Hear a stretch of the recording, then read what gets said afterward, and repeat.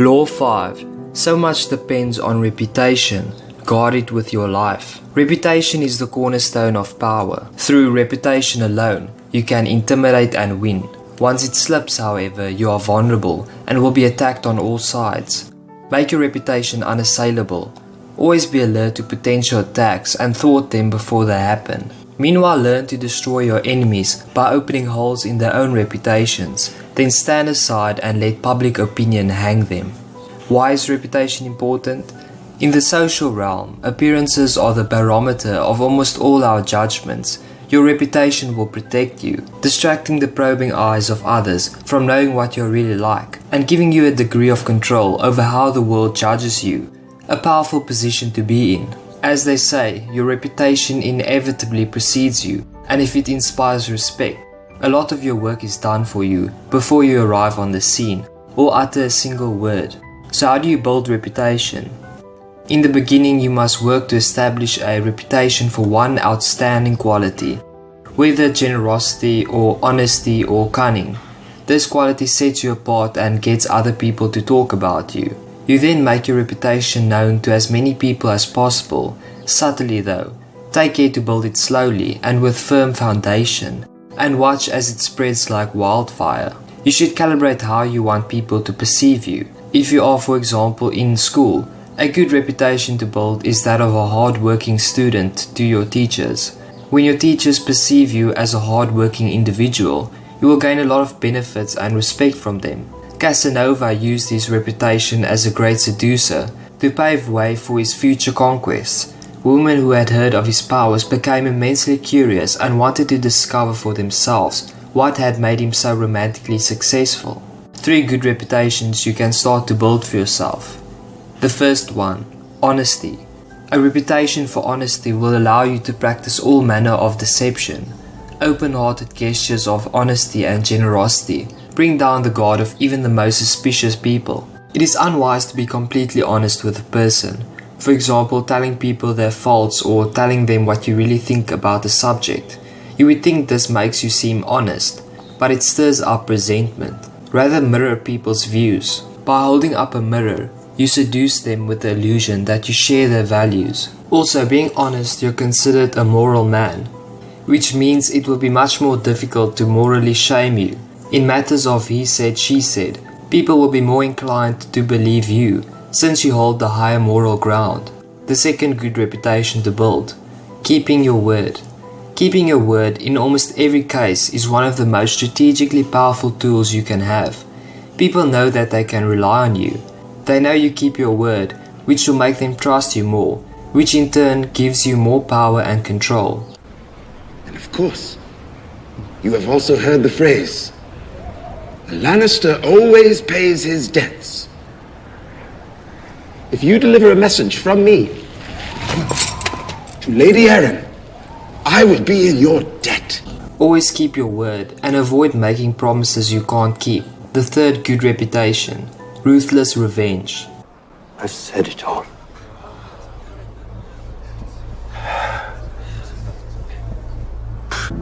Bring him forward, please.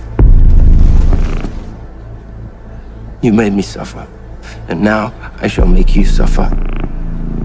And I've got such a wonderful punishment for you. You probably appreciate it too. See, I borrowed it from the gods. It's very imaginative, and it goes on, and on, and on. When someone close to you, someone you depend on, wrongs or humiliates you, know that they have a price to pay.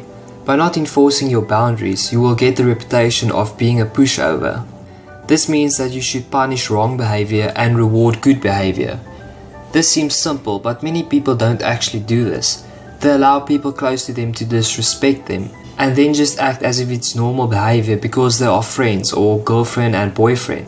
If someone is close to you and is acting in an offensive manner, let them know they should stop or suffer the consequences, which can be anything depending on the context. For example, ignoring a girlfriend who is rude to you, or not inviting a friend to a party if they keep talking bad about you, etc. When you do this, people know that your threats mean something.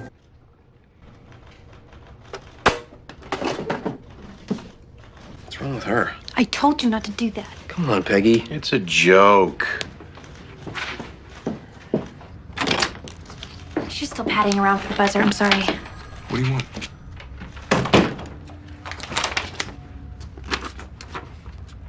Joey taped it to Joan's window. Really? Yes, and it's disrespectful to Joan. And it's disrespectful to me. Narrative, forced perspective. You sure Joey did this? Yes. I told him not to. Well, I wouldn't tolerate that if I were you. But you have no problem with it.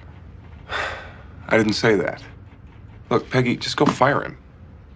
Me? I thought you would go out there and yell at him. Yell at him. Fire him. Look, believe me, you do not want me involved in this. People will think you're a tattletale.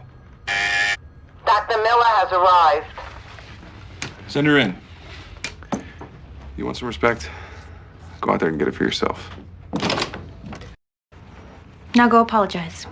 What? Then she'll know I did it. You did do it. I told you not to. See, this is why I don't like working with women. You have no sense of humor. You're fired.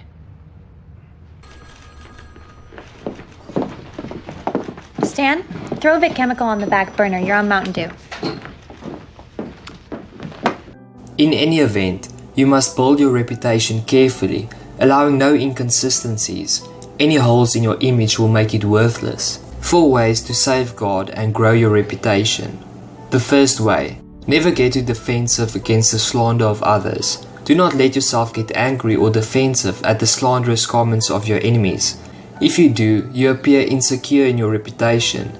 Never appear desperate in your self-defense. The second way, sow doubt and spread rumors about your rival.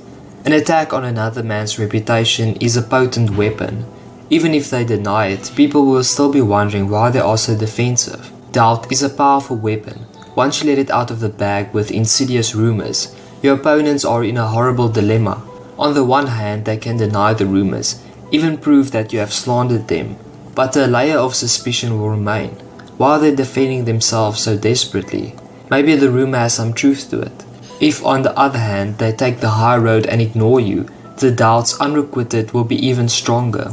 If done correctly, the sowing of rumors can so infuriate and unsettle your rivals that in defending themselves they will make numerous mistakes. But never go too far in attacking another's reputation. It draws more attention to your wrongfulness than to the person you are slandering. The fourth way, use humor or gentle mockery at your rival's expense. When your own reputation is solid, use subtler tactics such as satire and ridicule to weaken your opponent while making you out as a charming rogue. The mighty lion toys with the mouse that crosses his path. Any other reaction would mar his fearsome reputation. Once you have a solid base of respect, ridiculing your opponent puts him on the defensive and draws more attention to you, enhancing your own reputation. Outright slander and insult are too strong at this point. They are ugly and may hurt you more than they help you. But gentle humor and mockery suggest that you have a strong enough sense of your own worth to enjoy a good laugh at your rival's expense.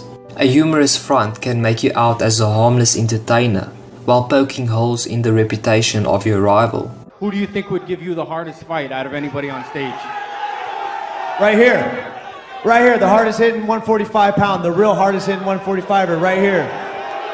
This guy TKOs people. When I knock people out, they don't fucking move.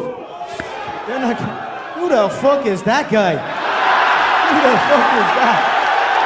Perhaps you have already stained your reputation, so that you are prevented from establishing a new one. In such cases, it is wise to associate with someone whose image counteracts your own, using their good name to whitewash and elevate yours. It is hard, for example, to erase a reputation for dishonesty by yourself, but befriending a person who everyone acknowledges as honest and trustworthy and having them spread good stories about you can help tremendously. The power of reputation. In the North African desert during World War II, the German general Erwin Rommel had a reputation for cunning and deceptive maneuvering that struck terror into everyone who faced him, even when his forces were depleted and the British tanks outnumbered his by 5 to 1. Entire divisions would retreat and cities would be evacuated at the news of his approach. His reputation was as powerful as any weapon. It struck fear into his enemies. Such is the power of reputation. It can put a vast army on the defensive, even force them into retreat, without a single shot being fired. There's nothing to be gained by neglecting your reputation. By not caring how you are perceived, you let others decide this for you. It is much more powerful to be the master of your own reputation.